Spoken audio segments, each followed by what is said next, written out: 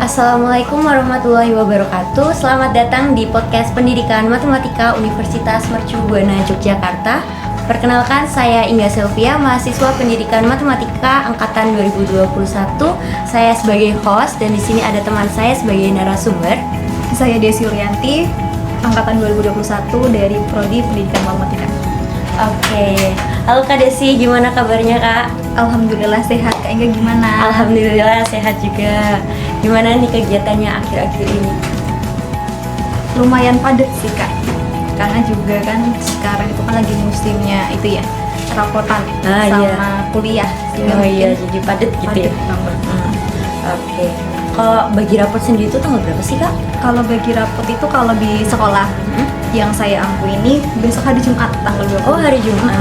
Berarti belum libur ya Kak? Kan ada nih sekolah yang libur. Udah. Oh, udah libur. Siswa udah pada libur seminggu yang lalu terus karena baru untuk bagi lapor persiapan gitu ya? gurunya untuk membuat rapot juga. Gitu. Berarti Kak Desi itu kuliah sambil kerja gitu ya? Iya. Kalau boleh tahu di sekolah mana Kak? Di sekolah SD Barak Seigan, tahu nggak? Tahu. Daerah sana pokoknya. Di SD berarti ya? Iya, di SD. Oke. Berarti cara Kak Desi ngatur waktunya tuh gimana? Kan padat banget tuh. Iya. Antara kerja terus sekolah. Otomatis kalau sekolah kan siang gitu ya. Kan kita kuliah kebanyakan juga pagi siang gitu. Iya. Nah, kalau ada waktu ini gimana? Kalau saya pribadi mungkin kalau misalkan ada jadwal kuliah, namun saya ada ngajar di sekolah, mungkin saya prioritaskan yang kuliah dulu, mungkin nanti ke sekolahnya mungkin setelah kuliah juga bisa. Jadi kalau misalkan di SD saya itu fleksibel, saya mau datangnya jam berapa itu tergantung jadwal kuliah saya, sehingga mungkin pihak sekolah juga memaklumi saya karena saya juga masih mahasiswa, sehingga untuk manajemen waktunya itu sesuaikan dengan keadaan kuliah juga jadwalnya seperti apa. Lalu untuk ke sekolahnya mungkin bisa menyesuaikan jadwal kuliah seperti itu. Oke, nah kan karena Jadi ini juga ya bolak-balik gitu loh. jadi nggak kesana kesini gitu ya. Apalagi kampusnya kan yang di kampus 2 Gejayan, tahu Yang nggak? jauh. Jauh. Oke. Nah kan ini tema kita kebetulan manajemen waktu ya. Iya.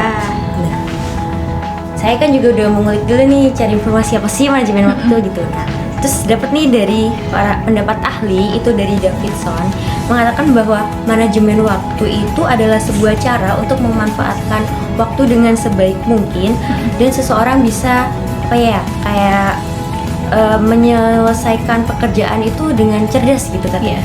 Kalau menurut Kak Desi sendiri itu persepsi tentang manajemen waktu itu seperti apa? Kalau untuk menurut saya pribadi untuk manajemen waktu sendiri itu mungkin bagaimana cara kita mengelola waktu supaya terkendali. Dalam artian terkendali itu kita bisa memanage mana nih yang kebutuhan sama yang pribadi. Kalau untuk manajemen waktu sendiri mungkin kita bisa menciptakan suatu efektivitas dan produktivitas sehingga kita juga bisa kerjanya juga enjoy, nggak ke distract mana-mana. Mungkin seperti itu. Oke. Berarti ya kalau waktunya sekolah ya sekolah. Iya, kalau kuliah ya kuliah gitu jadi, ya. Ya diimbangin lah, maksudnya ya bolak-balik ya iya, capek juga iya, tapi Iya, kan, pasti. tapi Karena kan padat kalau gitu kita ya, Kak. enjoy itu kan kita jalaninnya ya Juga kita sih. nggak ngerasa capek, nggak ngerasa lelah juga gitu. Karena nggak terbebani gitu ya. Oke, kemudian Kak Desi, aku mau ngulik-ngulik informasi ya. Oke, boleh.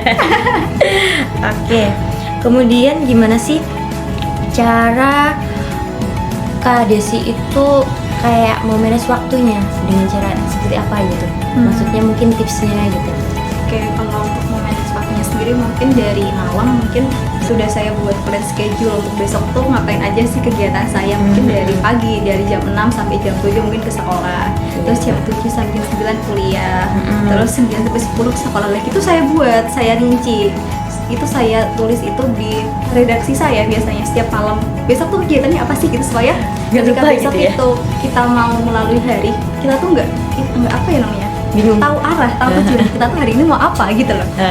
Jadi nggak bingung gitu ya? Jadi karena kan juga kan apa ya, kegiatan saya juga nggak kuliah, nggak sekolah juga, tapi juga ada ngeles juga, sehingga pun juga perlu dibuat plan schedule. Misalkan nih yang tadi saya sampaikan jam 7 sampai jam 8 sekolah, jam 8 sampai jam 10 kuliah, jam 11 sampai jam 13 sekolah lagi, kembali sekolah. Habis itu mungkin sore ada les, ya ditulis di plan schedule tadi, misalkan jam 16 sampai jam 17 les siapa atas nama siapa, online atau offline gitu. Karena kan saya juga megang online dan offline juga. Oh, dua gitu ya Kak.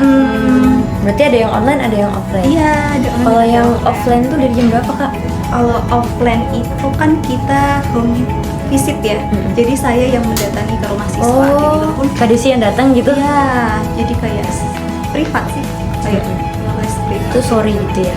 Tergantung siswanya dan tergantung jadwal keadaannya juga. Jadi kan gunanya saya membuat plan schedule kan untuk itu, untuk mengetahui tujuan hari ini tuh saya tuh Ngapain? les di mana, mau ngapain. Jadi terarah kita tujuannya mau kemana gitu. Terus kalau yang online itu Kak Desi? Kalau online itu fleksibel, tergantung jadwal Selasa ya sih. Jadi kalau misalkan hari ini ada online misalkan jam 17 sampai 18, kebetulan untuk les sendiri yang online itu melalui platform Zoom, bisa Jimit, jadi fleksibel Kak. Jadi bisa di rumah, Iya, nggak bisa perlu di datang ke rumah gitu ya? Bisa di luar juga bisa. Nah, Yang penting kita sediakan pen tab itu sama. Mungkin Device-nya kalau gitu misalkan ya? mau lebih fleksibel bisa pakai tab. Iya, lebih gampang Iya, gitu ya? Nggak lama Iya, nunggunya kalau gitu ya misalkan Kak? pakai laptop itu kan harus pakai pen tab nih, harus mengambil ke pen tab, apalagi laptopnya kan berat ya bawanya, sehingga kan juga apa ya? Hidupnya lama gitu. Apalagi laptop saya juga lemot. Oh iya, minta yang baru gitu ya Kak? Ayo Kak, ayo. Berarti butuh effort kalau pakai laptop gitu ya, lama juga. Apalagi kalau ngajarnya nggak cuma satu gitu. Iya. Kalau boleh tahu yang online tuh setiap pertemuan berapa? Ini Kak, berapa jam? Kalau setiap pertemuan itu satu sesi 60 menit sampai 1 jam. Oh, Kalau tanya siswa, mungkin dibilang kalau satu hari itu mungkin 2 sampai 3 siswa gitu. Kalau seminggu ya tinggal dikalikan aja sih. Oh gitu. Oke. Kalau yang offline juga sama 1 jam?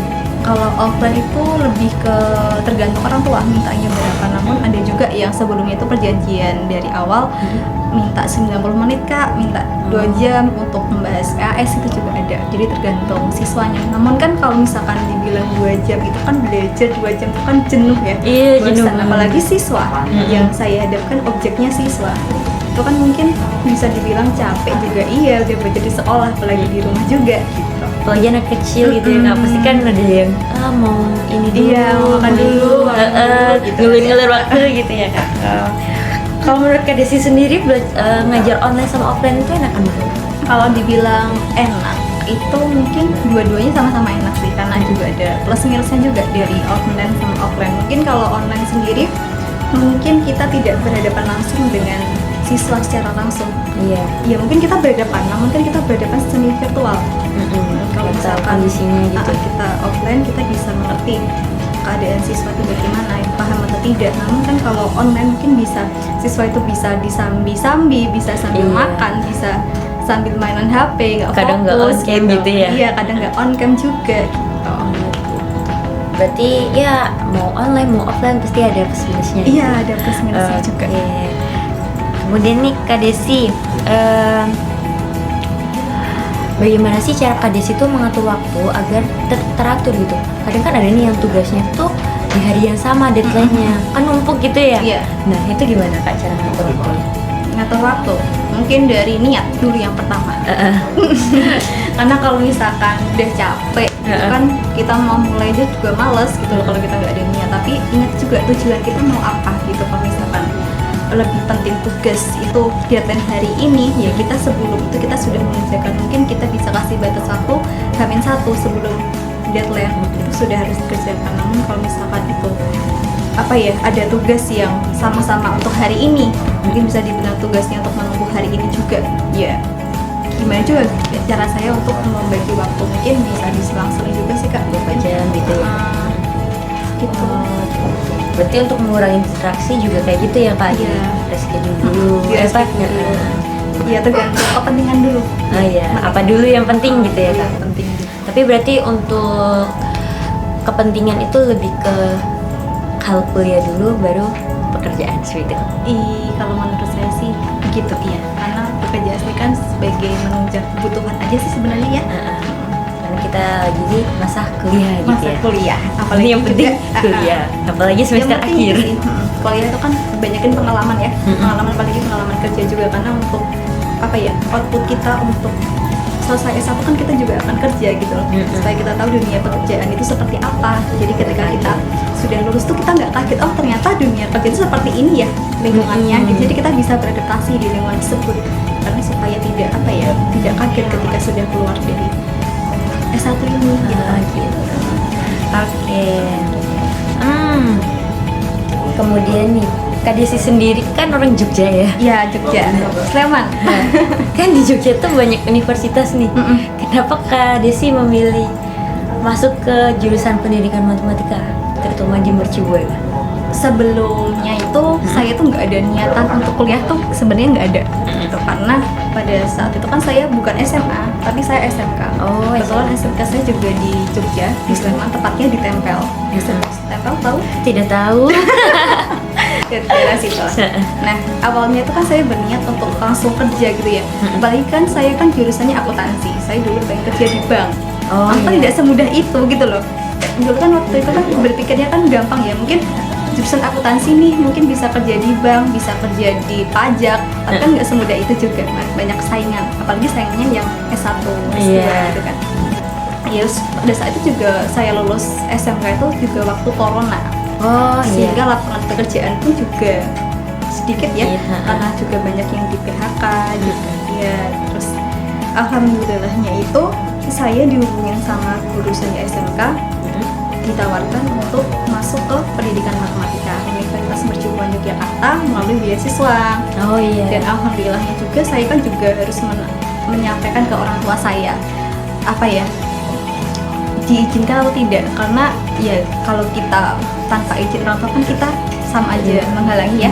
Ya sudah, ketika itu saya menanyakan ke orang tua dan alhamdulillahnya orang tua setuju jika saya mendaftar di PMAT ini gitu.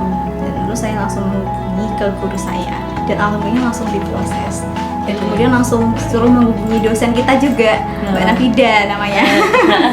Iya, saya langsung WA beliau, langsung menanyakan terkait beasiswa di sini, bagaimana mekanismenya, sistemnya seperti apa, lalu apa yang saya lakukan, itu saya menanyakan lebih dulu ke beliau sebelum saya mendaftar.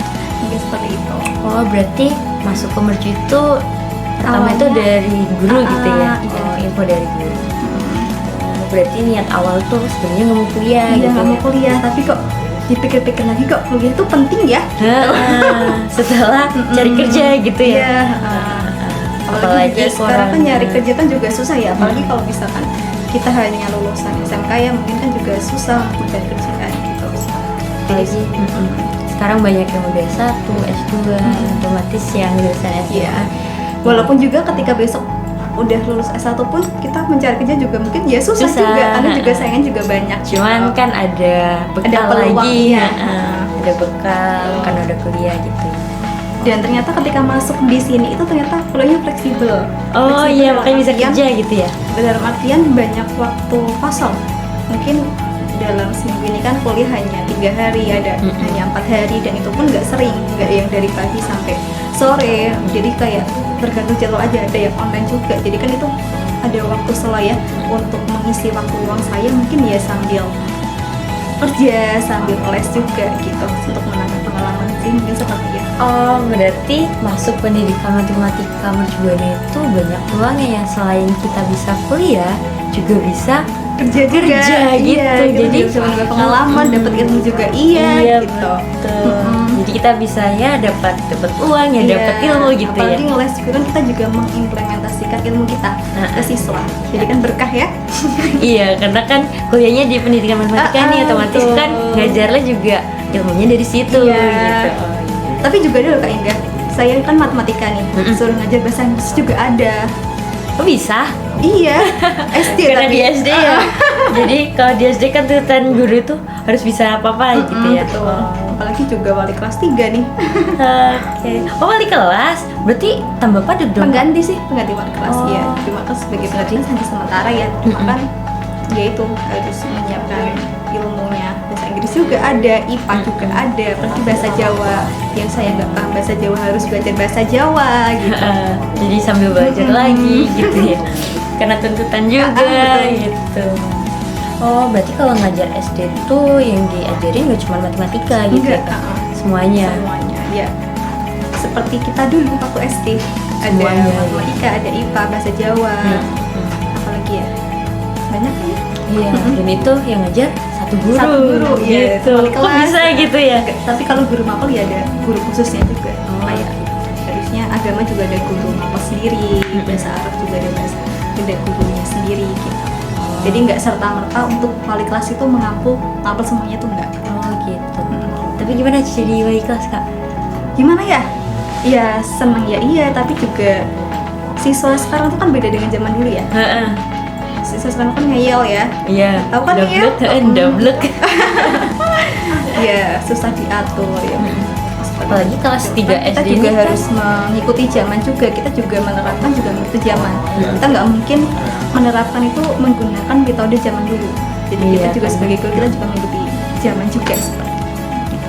apalagi kan kelas 3 tuh pasti masih ya masa-masa mainnya ini ya. Berarti kalau ngajar gitu nggak ada yang kayak asik sendiri tuh main sendiri gitu? Ada yang itu, bagi ketika saya menerangkan juga ada yang main sendiri, ada yang lari-larian itu juga ada, karena kan juga masa anak-anak ya, mungkin masih masanya bermain juga iya, belajar juga iya. Tapi kan kita juga harus menuntun dalam artian kita harus mengarahkan siswa ini tuh jika belajar ya belajar, jika bermain ya bermain, jadi ada waktunya. Jadi kita juga dilatih untuk sabar ya. Iya, karena sabar ngadepin juga perlu. anak-anak. Apalagi kadang kan yang nangis, masih nangis Iya. nggak sih kalau kelas 3 itu? Kalau nangis sih ada, mungkin kalau lagi pusing gitu nangis, tiba-tiba nangis, nanti saya itu suruh memberikan minyak, ngantar ke UKS itu ya banyak gitu. Jadi kita itu dituntut sebagai ibu Orang dari tua beberapa anak gitu ya. gitu, iya. Orang tua kedua gitu ya, Kak. Oke. Berarti sangat padat, mana Iya. harus ngurusin anak-anak gitu ya, Kak. Mana belum lagi kuliah gitu. Ya, Pernah ngerasa stres nggak sih, Kak? kalau stres mungkin pernah, karena mungkin Capek. tugas kuliah juga banyak, terus ngeles juga, terus administrasi di sekolah juga menuntut, itu kan juga mungkin perlu refreshing ya otaknya ya gitu, karena juga kita juga manusia ya, kita juga lelah gitu ya, namanya juga manusiawi ya. Pasti ada rasa ya, wah kecapean banget ini hari ini Iya. gitu. Tapi kalau capek itu mungkin kita perlu itu juga sih, tujuan kita tuh mau apa kok bisa sampai tahap ini gitu. Jadi ada Ya, rasa mungkin kita- senang tersendiri gitu ya, kayak aku bisa nih jalani Iya. hidup yang kayak gini gitu. Oh mungkin kan awal-awal kaget nggak sih, Kak, kayak ya Allah tugasnya ternyata sebanyak ini gitu. Kalau kaget sih mungkin iya sih. Kaget tugas apa nih? Kuliah atau Semua kan Tugas semua. pas udah kerja nih, udah kuliah, terus ada tugas kuliah dan tugas kerja gitu kayak Iya. ya Allah kok ini banyak banget nih, mana dulu yang mau dikerjain gitu sebelum kenal kayak wah, aku harus manage waktu nih gitu. ya apa yang saya sampaikan tadi, kalau misalkan tergantung kepentingan sih. Kalau misalkan kuliah dulu ya saya mengcari dulu, kalau misalkan untuk administrasi mungkin belakangan, karena kan untuk administrasi sendiri kan kita bisa untuk menyusul ya, dan itu kan juga fleksibel juga menyusulnya gitu. Kalau administrasi di sekolah menyusul gitu ya, jadi nggak harus Serta-merta hari ini gitu kan. itu juga nggak harus kemarin bilang terus harus selesai hari ini ya gitu, enggak gitu ya, jadi masih tergantung bisa kondisi kita gurunya ini juga. oh gitu. Oke. Nah kemudian nih, Kak, dengan tadi cerita Kak di sini panjang kali berkali tinggi, nah apa sih yang udah didapat sama Kak Desi selama ya sampai umur Kak Desi selama ini gitu? Yang didapat mungkin saya berada di tahap ini juga karena restu dari orang tua saya ya, terutama juga ibu juga, dan itu pun juga tidak lupa dari doa seorang ibu juga saya bisa berada di tahap ini, dan itu pun saya tidak memungkiri saya bisa berada di tahap ini, saya bisa kuliah juga, saya juga bisa kerja juga, dan alhamdulillahnya ketika saya berada di tahap ini saya bisa menjadi pribadi yang mandiri, bisa yang tidak menggantikan orang lain. Jadi gimana ya, karena saya juga anak pertama Mbak Inga. Oh iya, jadi Iya. ada tanggungan Iya, gitu. sebagai seorang anak juga sebagai tanggungan keluarga juga sih, karena juga saya tinggal juga sama ibu sama adik doang gitu. Jadi ya saya sebagai anak juga sebagai tanggung keluarga juga, harapan keluarga juga gitu. Jadi sebagaimana mungkin saya harus menggapai impian mereka itu ke saya. Jadi saya harus bisa menaikkan budget keluarga saya, saya harus bisa mencapai mimpi saya itu seperti apa. Jadi saya bisa berada di tahap ini ya karena doa dari papa saya. Gitu jawabannya. Oke, jadi ya poinnya karena restu orang tua. Betul. Nah, apa sih pesan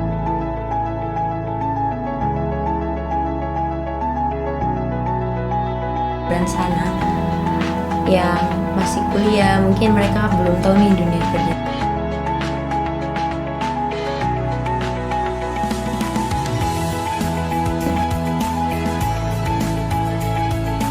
Dua kali, sempatnya datang satu kali ketika kita sudah siap, mungkin seperti itu kan.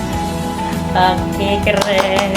Oke, terima kasih Kak Desi untuk kesempatannya sudah menyempatkan waktunya untuk datang ke sini jauh-jauh dari Sleman untuk menghadiri podcast gitu ya. Iya. Oke, karena berhubung juga waktunya udah siang, jadi untuk podcast hari ini saya akhiri. Ketemu lagi di podcast selanjutnya. Assalamualaikum. Dan